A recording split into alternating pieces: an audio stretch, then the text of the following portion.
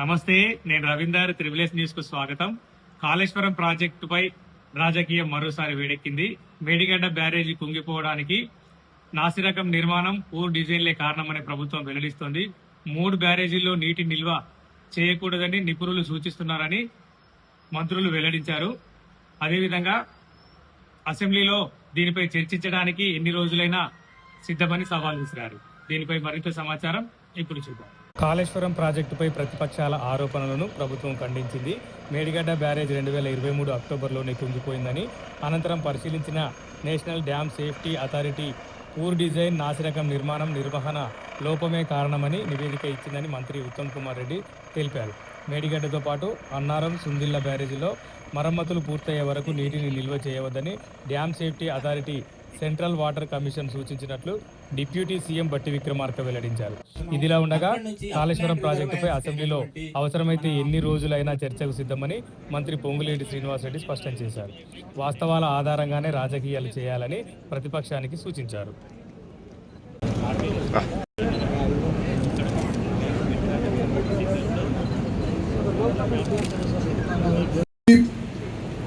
Kaleshwaram project దగ్గర కొన్ని విషయాల్లో ప్రతిపక్ష పార్టీలు చేసిన దుష్ప్రచారాన్ని తీవ్రంగా ఖండిస్తూ దాని వాస్తవాలు మీ ద్వారా తెలంగాణ ప్రజానీకానికి, తెలంగాణ రైతాంగానికి తెలియాలని చెప్పి మేము వాస్తవాలు మేము ముందు పెడుతున్నాం.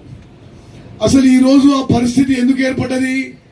మేడిగడ్డ, అన్నారం, సుందిళ్ల బ్యారేజ్ నుంచి నీళ్లు లిఫ్ట్ చేయలేని పరిస్థితి. ఎందుకంటే కమిషన్ల కకృతి కోసం, లోపభూయిష్ట నిర్మాణంతో, poor design, poor construction, poor ఓల్డంతో ఆ 3 బ్యారేజీల్లో నీరు నిల్వ ఉంచలేని పరిస్థితిని క్రియేట్ చేసింది గత బీఆర్ఎస్ ప్రభుత్వం. ఇదేం మా మాటలు కాదు, దయచేసి మీరు గమనించాలి. మీ ద్వారా యావత్ తెలంగాణ ప్రజానీకాన్ని గమనించాలి.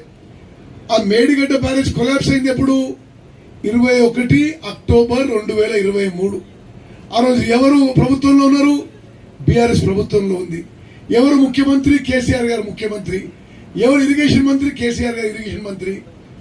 21 అక్టోబర్ 23లో మేడిగడ్డ బ్యారేజ్ కొలాప్స్ అయితే ఈరోజు వాళ్ళు మాట్లాడుతున్న national dam safety authority team ఈ బ్యారేజీల దగ్గరికి 24 అక్టోబర్ 23కి వచ్చారు.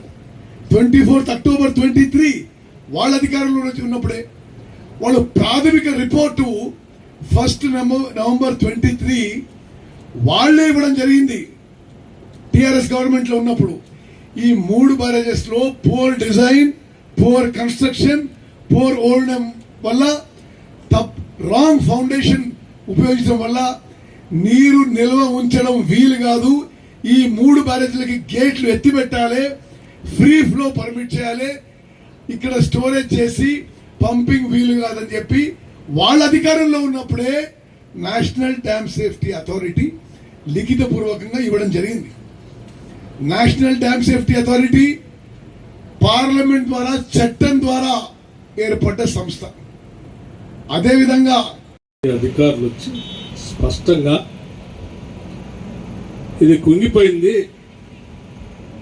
దీంట్లో నీళ్లు ఇలాగే నింపి ఉంచుకుంటే చాలా ప్రమాదం, ఇంకా ప్రమాదం దారితీస్తుంది, నీళ్లు నింపబాకండి.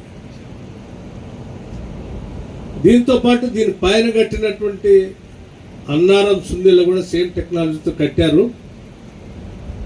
అది కూడా ఇట్లాగే నాసిరకం కట్టారు. అవి కూడా నీళ్లు నింపితే వాటి పని కూడా ఇట్లాగే ఉంటుంది, అవి కూడా నింపబాకండి.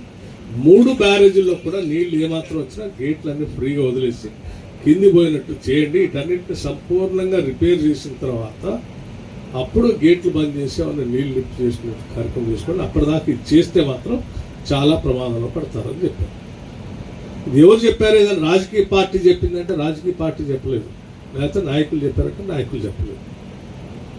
డ్యామ్ సేఫ్టీ అథారిటీ భారత పార్లమెంటు యాక్ట్ ద్వారా చట్టం చేసి దేశంలో ఎక్కడ బ్యారేజీలు కట్టినా, డ్యాములు కట్టినా వీళ్ళు పోయి దాన్ని పరీక్షించి దాని సేఫ్టీ మెజర్స్ ఏమేమి ఉండాలి, ఎక్కడ ఉండాలనేది వాళ్ళు సర్టిఫై చేసి వాళ్ళు డిజైన్స్ అప్రూవ్ చేసి ముందుకు పోయే పరిస్థితి. సరే, దీనికి ఇది కూలంగానే వాళ్ళు వచ్చారు, చూశారు, సలహాలు చెప్పారు, సూచనలు. అట్లాగే సిడబ్ల్యూసీ వాళ్ళు కూడా చెప్పారు. ఇప్పుడు వాళ్ళు ఏమంటున్నారు? టెక్నికల్ గా డ్యామ్ సేఫ్టీ అథారిటీ వాళ్ళు, సిడబ్ల్యూసి వాళ్ళు ఏమో దీంట్లో నీళ్లు నింపబాకండి.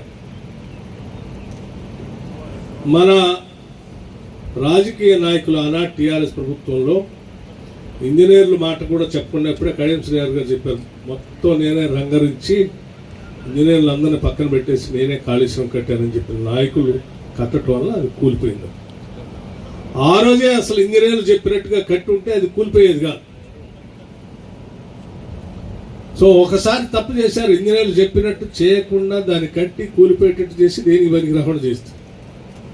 మళ్ళీ అది కూలిపోయిన తర్వాత డ్యామ్ సేఫ్టీ అథారిటీ వాళ్ళు, టెక్నికల్ పీపుల్ వచ్చి తీసుకోవాల్సిన చర్యలన్నీ తీసుకునేంత వరకు మీరు గేట్లు కదా. కర్త కర్మ క్రియగా ఉన్న మీరు అసెంబ్లీని ఎప్పుడు పెట్టమంటారో అడగండి. అసెంబ్లీ పెట్టిస్తానని గౌరవ ముఖ్యమంత్రి గారు మీకు తెలియజేయడం జరిగింది. వారు రారట. కర్త కర్మ క్రియ అయిన వ్యక్తి అసెంబ్లీకి రారట. అబద్ధాలరావు అంటాడు నేను సరిపోతాను. దేనికి సరిపోతావు? దేనికి సరిపోతావు? కర్త కర్మ క్రియ అన్నది అతను. నువ్వెట్లా దానికి ఆన్సర్ చేసేది? నువ్వు కాదు అబద్ధాలరావు గారు ఆన్సర్ చేయాల్సింది. మీ మామ శకుని మామ చేయాలి. ఆన్సర్ చేయాల్సింది శకుని మామ.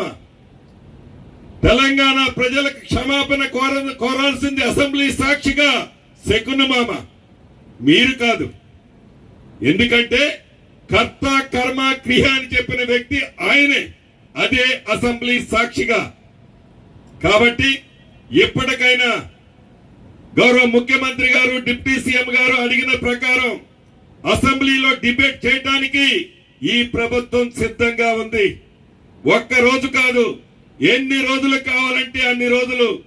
మీరు కట్టిన కాళేశ్వరం 3 బ్యారేజీల్లో ఎన్ని పిల్లర్లు ఉన్నాయో అన్ని రోజులు చేయటానికి, దాని మీద డిబేట్ చేయటానికి పిల్లలకు ఒక రోజు చొప్పున చర్చించడానికి ఈ ప్రభుత్వం సిద్ధంగా ఉంది. మీరు వట్టిగా గుడ్డ కాల్చి మేదేస్తే మీ కంటిన బురదంతా మేము కడుక్కుంటుంటామని ఈ కరువుని ఆసరాగా చేసుకొని రైతాంగాన్ని రెచ్చగొడుతూ, రైతన్నలను రెచ్చగొడుతూ కాలం గడుపుతూ ఈ జనం మధ్య మీరు చేసే అసత్య ప్రచారాలు ఆపుకోవాలని ఈ వేదిక ద్వారా వారిని కోరుతూ సెలవు తీసుకుంటున్నాను.